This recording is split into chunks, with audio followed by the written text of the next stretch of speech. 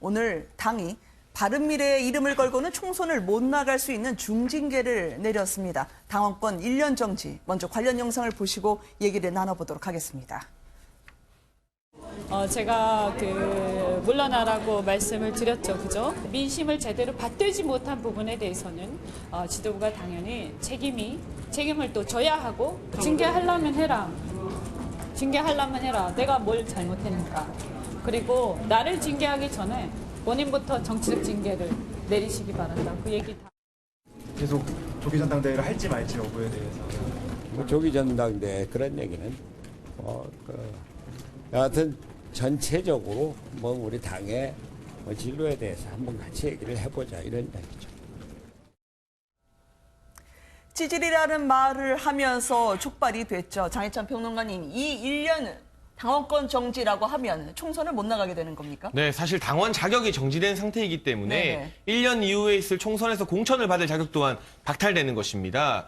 그러니까 쉽게 말해서 등 떠밀고 당을 나가라고 하는 정도의 굉장히 엄중한 징계라고 해석이 되고요. 네. 제명을 하지 않은 것에 대해서는 제명 처분이 내려지게 되면 의원총회를 열어서 현재 이제 국회의원들의 동의를 받아야 됩니다. 그렇기 때문에 그 과정에서 또 다른 논란을 낳을 수 있기 때문에 윤리위원회에서 아마 제명까지는 가지 않으나 그에 준하는 수준의 징계를 내린 것으로 해석이 됩니다. 이 부분에 대해서 이현주 의원 같은 경우도 반발하고 있지만요. 당내 바른정당계라고 할 수 있는 이준석 최고위원 같은 경우도 징계의 부당성을 바로 본인의 SNS에 올리면서 이 손학규 지도부 체제가 더 이상 성립될 수 없다. 네. 비대위 체제로 가거나 조기 전당대회를 열어야 한다고까지 주장하고 있는 상황입니다. 그러나 사실 바른미래당의 앞날 정말 험난해 보이는 게 조기 전당대회를 열어도 당대표를 할 만한 사람 또 누가 있을까? 결국에는 대선 후보였던 유승민 의원이나 안철수 전 대표가 다시금 돌아오는 것 외에는 마땅한 대안이 있을까?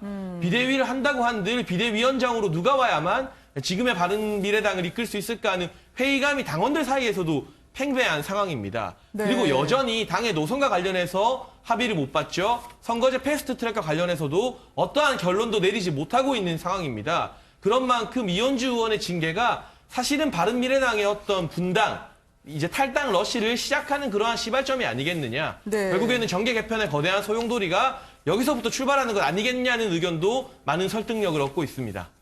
이현주 의원 같은 경우에는요. 이제 네 발로 패스트트랙을 멈추기 전까지는 안 나간다 했지만 자연스럽게 판이 마련되는 걸까요? 그 곁에는 이준석 최고위원 그리고 하태경 의원까지 합류를 하고 있어서요. 이 태풍으로 지도부 교체하겠다라고 하는 본격적인 이제 분당에서의 내부 전쟁이 시작될 것 같아요, 김 교수님. 네, 그러니까 단순하게 지금 당을 개인적으로 탈당하고 떠나는 게 제일 쉬운 길이겠지만 그렇게 선택할 수 없는 이유들이 있는 것 같습니다. 네. 바른미래당에는 13명의 비례대표 의원들이 있게 되는데요. 실질적으로 이 비례대표 의원들을 출당을 시킬 수 없는 상황이기 때문에 마지막까지 당을 남아서 있는 지도부가 최종적으로 정계 개편에서 큰 키를 줄 수 있는 상황인 것 같습니다. 따라서 손학규 대표를 비롯한 일부의 사람들 같은 경우에는 호남을 중심으로 하는 정당의 이 재창출 과정 속에서 민주평화당과 사실상 정계 개편의 속도를 조금 더 높게 낼 수 있는 가능성들이 있는 것 같고요. 네. 하태경 의원은 어떤 생각을 갖고 있는지 모르겠으나 과거 바른정당 출신에 있는 보수적인 성향의 인사들 그리고 이현주 의원 같은 경우는 사실상 몸은 바른미래당에 있지만 거의 활동들은 자유한국당과 활동을 하고 있다고 해도 무방한 상황입니다. 따라서 한국당과 보수 통합을 위한 과정 속에서 이 바른미래당의 향배를 어떤 식으로 결정짓고 가야 될지에 대한 고민이 굉장히 깊은 상황인 것 같고요. 지금 현재로서는 일단락으로 결정내기는 어려운 만큼 일단 지도부를 교체하고 비대위를 세우면서 당의 진로에 대한 힘을 어느 정도 가져가겠다라고 하는 그런 투쟁의 과정들이 계속될 것 같습니다. 네, 김상현 평론가님 네. 지금 하태경 의원만 보더라도 전에는 이현주 의원과 좀 각을 세우면서 네. 극우로만 가지 마라라는 취지로 얘기했다가 오늘은 그 곁에 함께 선 듯한 분위기입니다. 손학규 대표는 완전히 망했지만 사퇴는 거부한다라고 이야기를 했는데요. 과연 누구에게 더 힘이 실릴까요? 저는 이런 상황을 제가 보면서요, 참 좀 답답한 게요. 그 정치인들이 이게 국민의 지도자로서 너무 꽃길만 걸어가려고 하는 거 아닌가 이런 생각이 듭니다. 왜냐하면 바른미래당이 어떻게 탄생한 정당이냐.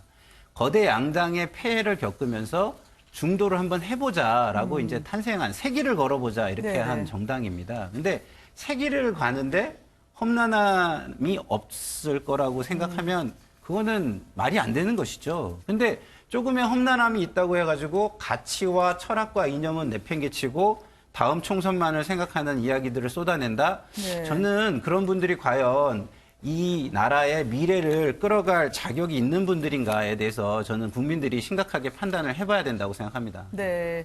바른과 국민이 만났죠. 그래서 바른미래 이 창당 이후에 발대식을 했을 때 이분들의 모습을 보시고 계십니다만 창업주는 한 명은 오늘 말이 없었고 한 명은 지금 독일에서 어떠한 반응도 내놓지 않고 있습니다. 오늘 연석회의에서는 이럴 거면 차라리 갈라서자라는 말까지 나왔다고 하는데요. 정말 시간 문제가 되는 걸까요? 그 현장으로 인도를 해드리겠습니다.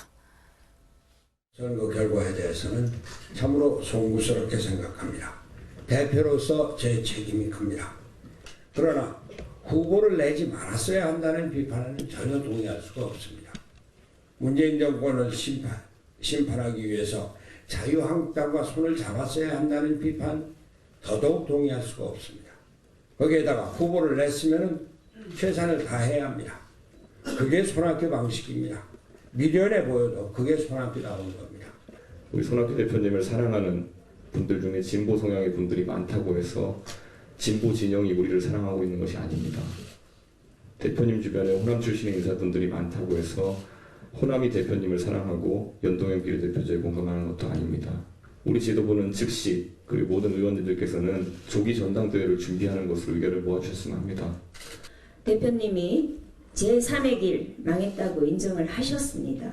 그러면 거기에 맞는 지도부의 책임이 있어야 합니다. 손학규다움, 손학규 방식 또한 국민이 지금은 아니다라고 얘기를 하고 있습니다. 물론 그러진 않았겠습니다만 지금 유유히 바지에 손을 넣고 걸어가는 이현주 의원 뒤로요.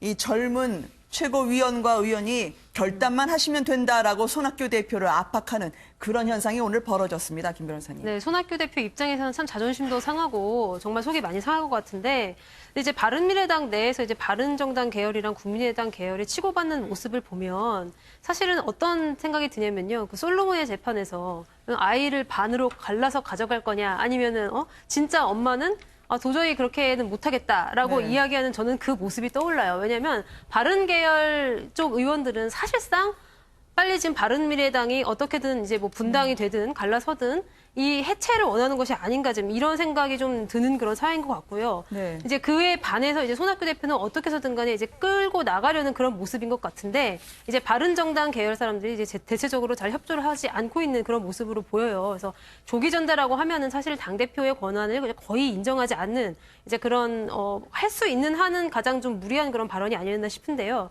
어쨌든 네. 이 상황을 정리하려면 결국에는 옛날 대권 주자인 유승민 의원이나 아니면 안철수 대표 중에 한 명이 나와서 상황을 좀 종결해야 되지 않겠나 싶은 것이죠. 그래서 네. 일단은 뭐 독일에 있는 안철수 대표가 뭐 언제 돌아올지는 모르지만 돌아온다고 하면 지금 현재 명분은 좀 충분히 갖춰진 그런 상황으로 보입니다.